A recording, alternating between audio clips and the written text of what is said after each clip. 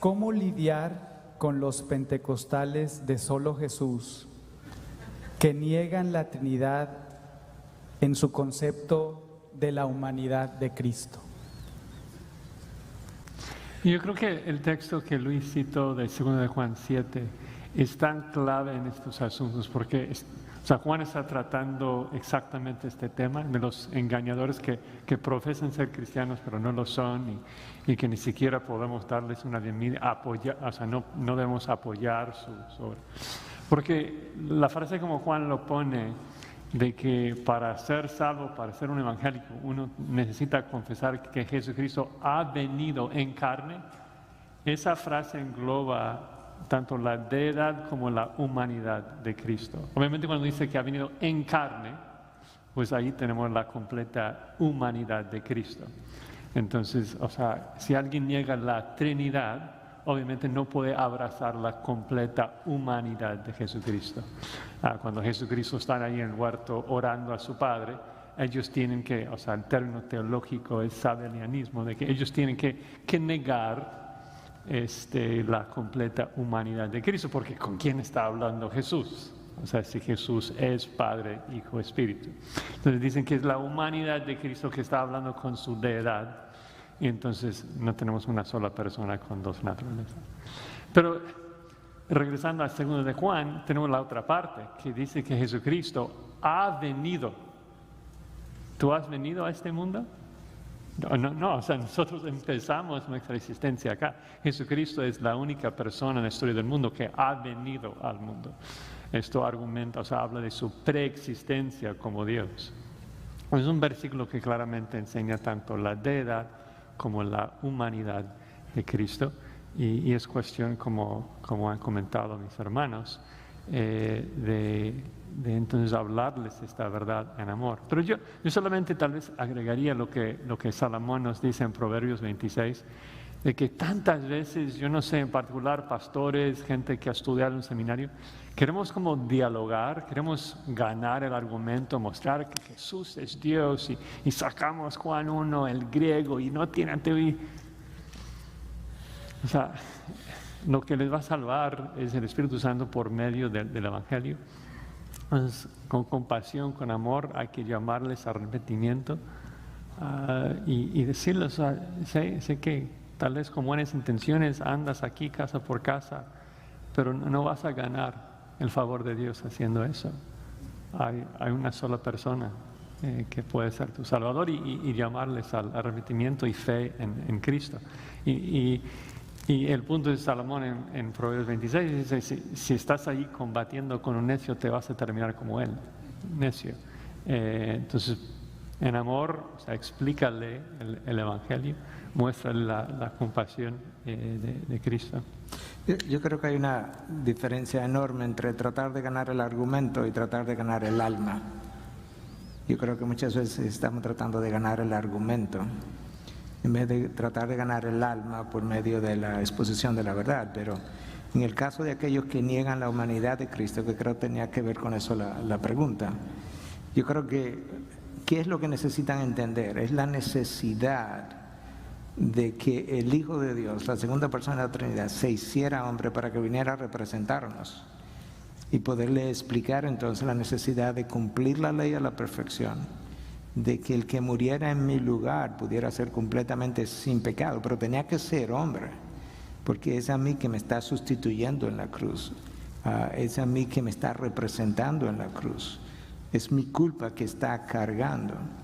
Y por tanto, si ellos pudieran entender la obligatoriedad de la humanidad de Cristo para venir a representarnos a nosotros, el Dios hecho hombre, quizás eso le ayude a entender por qué Cristo tenía que ser verdadero Dios y verdadero hombre, 100% Dios, 100% hombre. Quizás es esa doctrina la que ellos necesitan.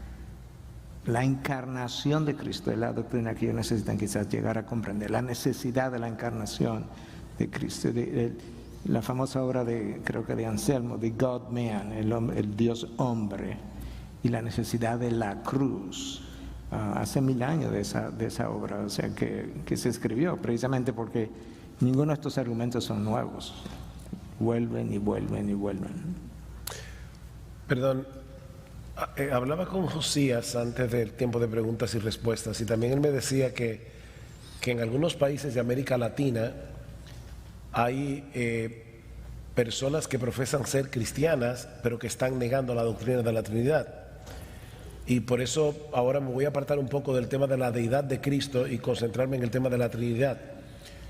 Yo creo, pastores, que nosotros tenemos que instruir a nuestras ovejas con respecto a la doctrina de la Trinidad.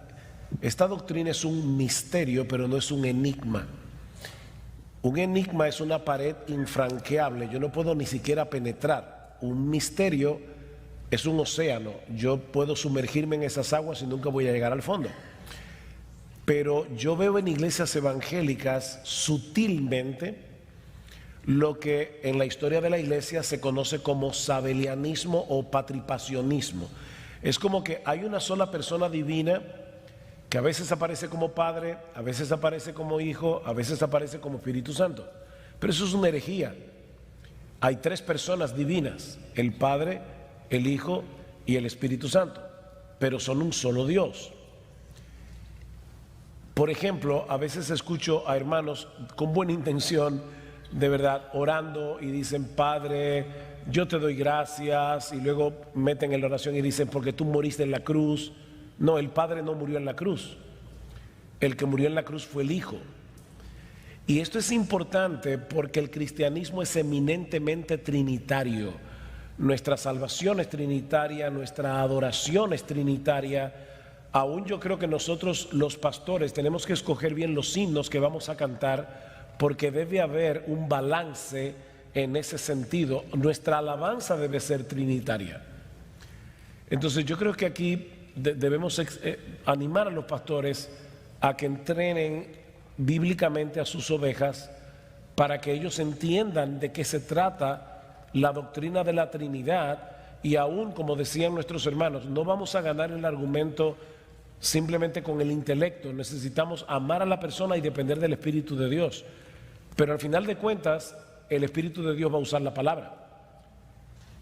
Hace unos años, mi esposo y yo tuvimos la triste experiencia de una joven que asistía a nuestra iglesia y de repente nos dijo que había abrazado, nosotros nos habíamos ido a otro lugar y nos dijo que había abrazado la doctrina de los testigos de Jehová.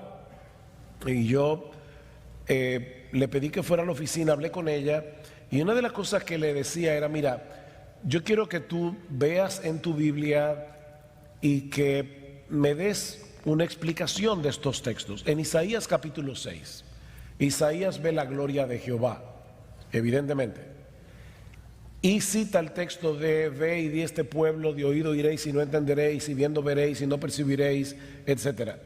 Pero luego nosotros llegamos al capítulo 12 del Evangelio de Juan y Juan nos dice que los judíos no creían en él tal como lo profetizó Isaías. Él ha cegado sus ojos y endureció su corazón para que no vean, etcétera. Está citando Isaías 6.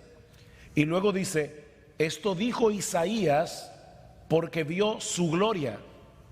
¿De quién? La de Jesús. O sea, Juan, inspirado por el Espíritu Santo, está diciendo que lo que Isaías vio fue la gloria de Jesús. Pero luego al final del capítulo 28 de Hechos, dice que el apóstol Pablo le cita el texto de Isaías a estos judíos en Roma que no creían en el Evangelio, y Pablo les dice, bien habló el Espíritu Santo a vuestros padres por medio de Isaías el profeta, y le cita Isaías 6. Así que según Juan 12, ahí estaba la gloria de Cristo. Según Hechos 28, fue el Espíritu Santo el que habló. Entonces, ¿quién es el Jehová de los ejércitos que aparece en Isaías 6 y que dice, a quién enviaré, singular, y quién irá por nosotros? Las tres personas de la Trinidad. Y fue impresionante porque ella vio los textos y me dijo, no tengo respuesta para eso, pero aún así yo no puedo creer en la Trinidad. Entonces ya aquí tenemos un problema porque tú estás citando la Escritura, estás mostrando la Escritura y no está haciendo ningún impacto. Nosotros comenzamos a orar por ella y sorprendentemente 6 meses después le dio un derrame fulminante y murió. Y fue una historia que nos marcó porque nosotros le teníamos aprecio a esta joven. Y no estoy diciendo fue un castigo divino, yo no estoy entrando en ese tema, no estoy interpretando la providencia. Estoy simplemente diciendo, hay argumentos en la Biblia de más, pero debemos compartirlos en amor y depender del Espíritu de Dios, porque los argumentos por sí solos, no importa cuán buenos sean, porque yo encuentro este argumento muy poderoso, no van a convencer a nadie. Por sí solos no.